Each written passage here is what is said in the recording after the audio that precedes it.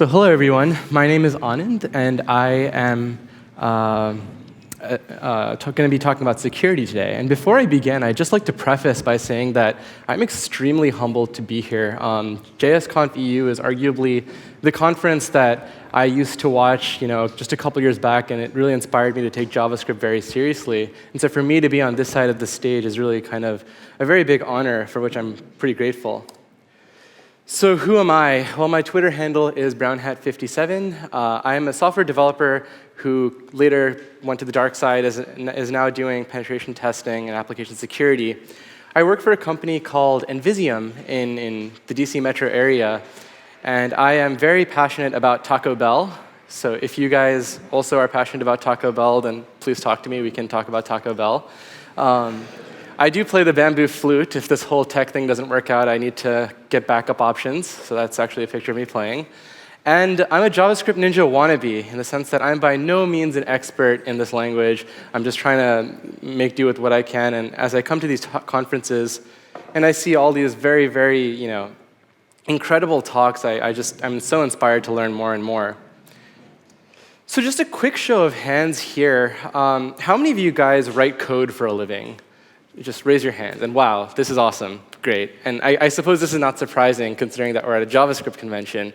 So, as software developers, that's pretty awesome. So another quick show of hands real quick. How many of you guys work on the dark side of things, so to speak, in security, whether it be ethical hacking or for your own fun? So, OK, good, a couple of you. So as somebody who was a software developer who later became an application security consultant, I faced a little bit of a problem. And this problem was that as a software developer, the word software developer basically tells you what the person does. They develop software. It's almost a no-brainer. There's really no good word for what I do in terms of what my job description is. Like, what do you call somebody who does security? I don't know, like a security guy? Or I don't know, maybe a consultant. The best thing that I can think of is penetration tester, and that really doesn't define what I do very well. And so I feel like because people haven't necessarily understood what it is that I do, I've been called a couple things in my career. And among all of them, I've been called a scan tester, a scanner, security scan tester, vulnerability scan tester, and even sometimes in just a scan monkey. Which is, a little bit alarming because we see this very common motif here where people just think, or people have this notion of security in that you just run a bunch of antivirus scans and you run a bunch of scans in your application, you point, click, you run your application through, and you create a PDF and ship it off to developers to make their lives miserable. And this couldn't be further from the truth. If you actually look at what the English dictionary says about scanners, well, for starters, it uses the word scan in the definition, so it's not very helpful. But it defines a scanner as a person or a thing that scans. And so what's very interesting about this is, as I refer to scanners in my talk, I'm not just talking about like automated pieces of code, but I'm also talking about people who just kind of scan. And by scan, I mean to glance at or read over hastily. And so therefore, by missing out on a lot of things, if you're just running some kind of automated scanner, or if you're just glancing over something very quickly, there's a very good chance that you're going to miss something very critical. And so when we're talking about application security, what we typically do is rather than looking at an application and trying to just quickly pump out a PDF, we look at an application's architecture. And at every point in the architecture, we try to systematically break the application. So if it's a database kind of attack, we'll be like, OK, can we inject some kind of query into the database to get some kind of code execution? Or can I trick the admin into clicking a button that will then submit a state-changing request? Or can I use some kind of insecure direct object reference to escalate my privileges? These are the kind of questions that run through my mind as I use the internet, which is sometimes a curse in disguise, because, especially when my credit card is going online. it's not a very pleasant thing to think about all the time. But as somebody who has been doing a lot of JavaScript recently, a lot of my attacks have been, or research has been focused primarily at the browser level and the client-side aspect of things. I've been looking a lot into client-side attacks, especially with the newer frameworks that are coming out, as we see them all throughout the past, so many years. And when we talk about client-side security, the major vulnerability that comes to mind is cross-site scripting.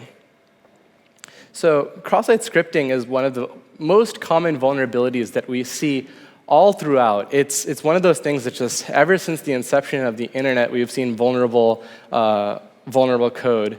And the problem is cross-site scripting attacks users. So who are users? Well, like me or you or like admins to an application that have some kind of privileged data. Cross-site scripting is very dangerous in that respect. It's kind of, you can think of it as a JavaScript injection attack on the client side. And the exploits, as we'll see later on, can get very, very bad. And by that, I mean really, really scary. So what exactly is cross-site scripting? Well, it starts off with a very, very evil guy, right?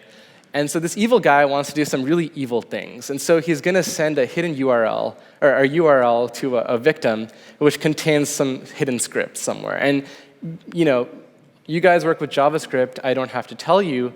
A lot of times, these kind of things are, scripts run on your browser, and they're very transparent. So you might not even know that you're being attacked. So the URL contains a hidden script. The victim opens the page, and when you follow the URL, then the browser renders the JavaScript, and then the exploit happens. Whatever the attacker told the browser to do, it typically executes that, and bad things happen. And so this is what we typically think of when we talk about cross-site scripting. But cross-site scripting is a very, very deep vulnerability because it's a lot more than just this. And I've actually met someone who's actually conducted his full PhD thesis in just this one vulnerability. And just to give you an idea, that means it's extremely deep and complicated to talk about. And so cross-site scripting comes in many different flavors. This is what you'd think of if you were talking about reflected cross-site scripting. We also have stored cross-site scripting, which if you imagine like a blog or something where you would inject some kind of malicious script tag as like a comment, and every time that resource is accessed, the payload persists inside the resource, and you're basically it's a lot more dangerous because anybody who accesses that page is now going to be vulnerable. And then we have DOM-based cross-site scripting, which is also very scary. It involves manipulating like HTML elements of the DOM to get kind of a cross-site scripting attack. And if we take a step back on a philosophical level, I think DOM-based cross-site scripting is quite interesting because it only really requires a few lines of JavaScript and HTML. Like the code snippet I have on the slide, this is maybe a couple lines of HTML and JavaScript, very basic, but this is totally vulnerable to cross-site scripting. And so, within just a very simple HTML page that's basically static, we already have a vulnerability. And so my story kind of begins earlier on this year as we were doing a client assessment. And the client that we were testing used an application that had Backbone.js on the front end, and it was like a Java backend. And they told us that they were very confident with their application. They said that we built this with security in mind. We parameterized our queries so you don't have to worry about SQL injection. We've done the proper CSRF mitigation so you're not going to get any request forgery attacks. And so they were just talking on and on about all this typical things that you'd want to defend your application against. And so we asked them, like, okay, well, what did you do for cross-site scripting? And they responded with like, oh, you mean that pop-up thing? Yeah, we tested for that, we're good. And so this kind of caught me by surprise for a couple reasons. The first being that cross-site scripting is way more than just a pop-up thing. It's, admittedly, when we're testing for cross-site scripting, we use this like canonical alert pop-up to just kind of quickly see, does it fire? If it does, then it's vulnerable. But if it, it's totally a lot more than that. And when they said that we tested for that, we're good, I was really curious what they meant. And so they said that, oh yeah, we have a third-party vendor. They ran their scans. We ran our scans. We talked to developers who know about security. So we're good. And we're like, right on. So we go and talk to the so we decide to run our own scans and just see what happens. And so we run the application through scan.js, which is admittedly now deprecated. It was deprecated like a month after I submitted the CFP for this conference. But it didn't find anything. So we're like, all right, cool. We ran it through JS Prime. JS Prime is another static JavaScript analyzer. And these are the only two real JavaScript analyzers that I can think of that are actually willing to give reliable results some of the time. And so JS Prime didn't really find anything either. It found non-active sources and non-active sinks. So let's test. So obviously, I can't show client-side code, client code. So I'm going to use a sample application called Wine Cellar, which is basically this is a sample application built in the same stack with the same exact vulnerabilities, and the GitHub slide is in my link. You can download that whenever you want to play around with it. So we have our application here. It's Backbone. Everything looks very cool. Let's play around with it. So let us do the first evil thing, and let's try that pop-up thing, and let's see if that works. So I'm just going to put a quick script alert 1 script. And I'm going to hit save, and oh my gosh. I thought they tested for that pop-up thing. Like, this is totally not OK. So at this point, we've demonstrated that this application is totally not hardened against cross-site scripting. But we want to go a step further than that, and we want to actually show to these developers that cross-site scripting is actually a problem. So what do? Well, there's a tool for this. It's called the Browser Exploitation Framework, or BEEF for short. And so BEEF is a tool that we can use to basically assess the security, exploit our cross-site scripting vulnerability. So how does it work? Well, here we go. I have a virtual instance of Kali Linux, which is running my BEEF server virtually. And I'm going to just quickly see where this thing is running. And what BEEF will do is it creates this thing called a hook, a BEEF hook, which allows us to hook our browser. And when we hook our browser, we essentially, if we can inject this in our victim's page, we kind of gain control to their browser, and we can start doing really cool things. So let's go ahead and take this script and go back here, and we'll do script source is equal to that.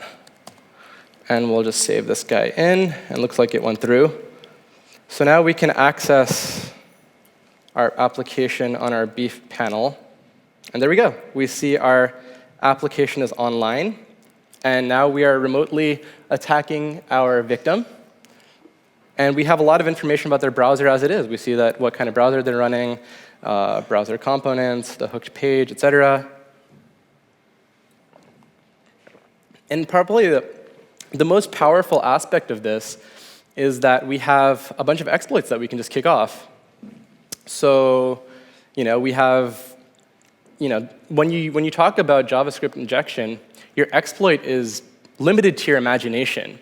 You can kick off whatever exploits you want that the JavaScript language can handle. And so as people at a JavaScript conference, it doesn't go with much surprise that, we can execute a lot of really crazy things. If you take a look at some of these exploits, we can get the cookie values for our victims. And for example, if we're running an application where we're attacking an admin, we can get access to their session and just directly attack them. But we're at JSConf, so I'm going to try something a little bit more bold and daring. I'm going to try to break into my webcam. So the first thing in order to do this, is to run a quick permission check. So I just kicked that off.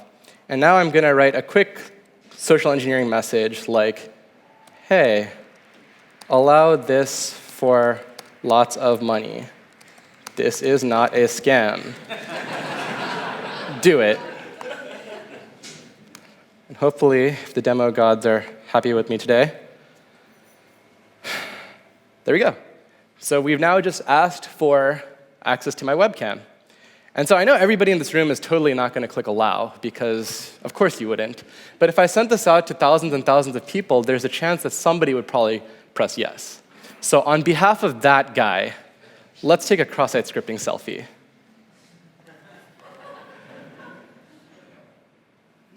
And so right now, if you guys could see that, my webcam actually just activated, and it's taking pictures. And I hope these come out well, because I don't know how my hair looks right now. But I'm just going to run a quick, well, let's see how Beef handled that. It's coming back. And we get the base64 encoded hex dump of the images that we've done.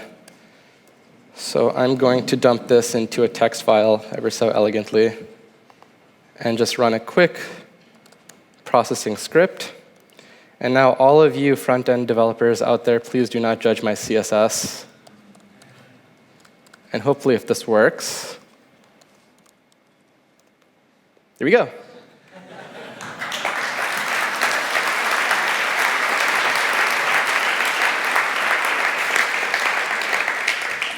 So we've just taken cross-site scripting and exploited our webcam. Albeit we've asked for permission, but that's a social engineering component that was involved. So what is special about this? I mean, scanners and these kind of security vulnerabilities have been around for quite some time. But what is kind of concerning is the fact that there are so many frameworks out there that are just coming out, and each of them has their own different type of vulnerability that are or different types of security configurations that are kind of that create a different attack surface. So, yeah, I mean, it doesn't go to show. It just goes to show that there's a lot that can go wrong by using your own framework, and there's so many different frameworks coming out there. It's just there's a lot that you have to know about. So let's take a look at Angular real quick. And for those of you guys who've used Angular, you might have used this ngbind attribute. And this attribute is what people use typically to bind data to a model. And before Angular 1.2, there was this directive called ngbind HTML unsafe, which, as the name of the directive suggests, it unsafely binds HTML to the model. And so I think that they thought that this was not a really good idea, and so they decided to get rid of it. And now they had a problem, because you have a lot of legacy code that's using unsafe directives that is now broken because they've gotten rid of the model. And so if you go to Stack Overflow and Google for this directive, literally the third result is somebody who's basically talking about this problem. And the response that you get is like, OK, well, just use this like sanitization service. Oh, yeah, and just trust everything as HTML. That's what you do. So here's what happens when you trust everything as HTML.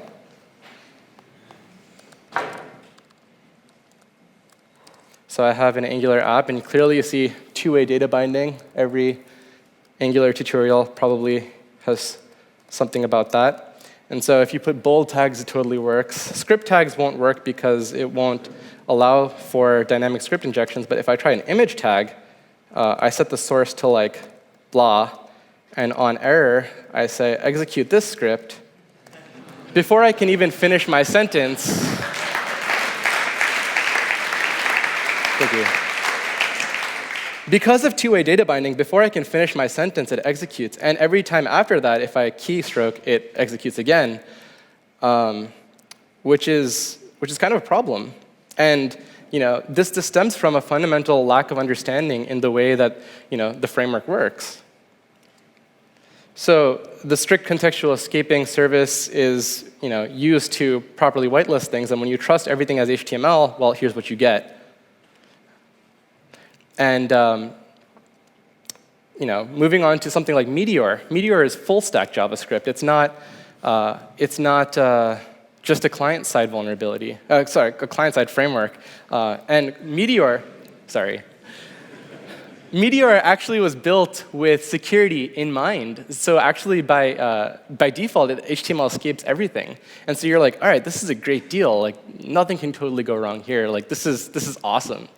until you actually see somebody actually mess it up, and they dynamically allow for anchor tags to be defined. And so what this results in is basically if you were to name your list some kind of JavaScript command, it would actually fire. And these are just different vectors and misconfigurations that you see inside of the framework itself. They're nothing that, it's nothing that a scanner is going to necessarily pick up on, but it's something that is definitely going to go wrong in your application if you don't look at it properly. So I'd be doing a huge disservice to this community by just saying that we're all kind of screwed and that we should just give up. So what can we do to prevent against these kind of attacks? And the good news is that contextual output escaping, which is the time-tested solution for cross-site scripting mitigation, is still a thing. And in fact, the same vulnerabilities can be mitigated by the same techniques in just different ways. And so if you look at the previous Backbone example, all I've done in this case is basically escape the values as they're getting set. And so if this code is applied, then rather than actually rendering the script tag as JavaScript, the browser will look at these tags and basically just say that, oh, it's like HTML escaped, and it'll render the actual HTML escaped version of that tag, which is much safer. Contextual output escaping basically just means wherever the input is going to, you escape it to that context. So if it's going to JavaScript, you JavaScript escape. If it's going to CSS, you CSS escape, et cetera. And real quickly, the next topic is content security policy. It's kind of like in the security onion, it's kind of like a secondary defense. It's a way for you to specify to your browser or to your application that which scripts do you want your browser to load. So obviously, you don't want like untrusted, evil scripts to load. So you just say, OK, like define this policy which will block these scripts. Content security policy is a very big topic. It's arguably a talk in its own. And so we're just going to talk about it at a very high level, but you can still bypass this by setting a very lax policy, but it's a good way to kind of prevent a lot of unnecessary scripts from coming in. And finally, we have server-side input validation, which is more of like a tertiary measure, but it's like if you're expecting a phone number and your request comes in with a script tag, that's not good. You don't want that, so you should throw that away. And that should happen at the server side so that it can't be bypassed by like a intercepting proxy. And so coming to a full circle here, we've kind of seen that scanners just usually don't work, especially when we're talking about new frameworks and new techniques. New frameworks create new attack vectors, but we have the fact that the same overarching defensive strategies can still be used to mitigate the new issues that arise.